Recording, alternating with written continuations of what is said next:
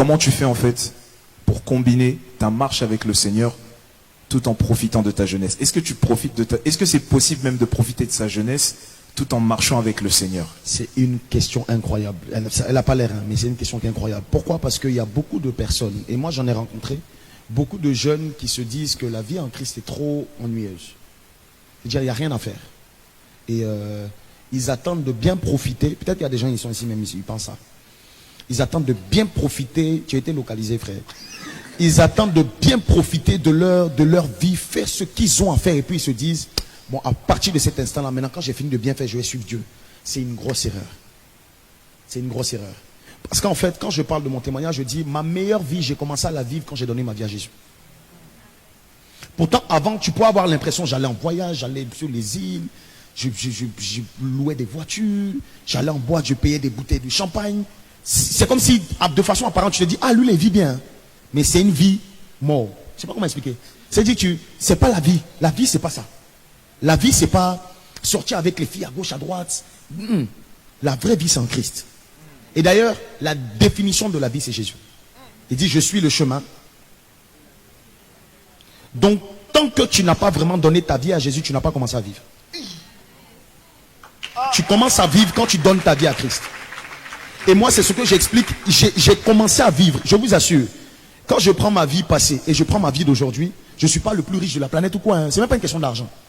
Rien que la paix, supposons. Rien que le fait d'être en paix, tu vois. Quand tu es dans le monde et quand tu... J'avais beaucoup d'angoisse, beaucoup de soucis, je voulais réussir, je me posais beaucoup de questions, je luttais. Et il y a beaucoup de personnes comme ça qui sont là, elles n'arrivent pas à dormir la nuit. C'est difficile, tu penses à tes situations, tu penses à... Parce que tu n'as pas donné ton fardeau à Christ. Et quand moi j'ai donné mon fardeau à Christ, j'ai dit, Seigneur, ma vie là, elle t'appartient, c'est fini. Je veux arrêter de subir, de vivre des moqueries des gens. Je veux vivre ce que toi tu veux que je vive. Dès lors que j'ai commencé à faire ça, c'est comme si, je ne suis pas en train de dire j'ai plus de soucis, tu vois. Mais malgré le fait que j'ai des soucis, la solution est à côté. Tu vois. Il y a une différence entre une personne qui vit des problèmes qui n'a pas de solution et une personne qui vit des problèmes et qui sait qu'il y a la solution. Tu ne vis pas les problèmes de la même façon.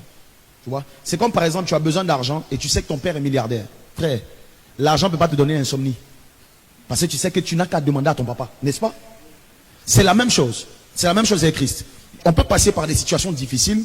David pouvait le dire, je marche dans la vallée de l'homme de la mort, mais je ne crains rien. C'est bizarre. Comment tu peux marcher dans la vallée de l'homme de la mort et tu ne crains pas? La vallée de l'homme de la mort, c'est dangereux. Mais il dit, je ne crains rien. Pourquoi? Parce que la présence me rassure. Tu es avec moi. Et c'est ça qui fait la force. Et j'ai compris que, en tant que jeune, et dès lors que j'ai donné ma vie à Jésus, Jésus m'a pris en charge. Tu vois. Il s'est saisi de moi, il m'a pris en charge. Et je vis mieux. Les choses même dans ma vie qui étaient bloquées. C'est véridique, on ne va pas forcément rentrer en trop de détails, mais j'avais beaucoup de... Moi j'étais quelqu'un, je voulais jouer au football. J'expliquais même au Respo tout à l'heure. Vous me voyez assis comme ça, un bon footballeur. Envoyez un ballon tout de suite, vous allez voir.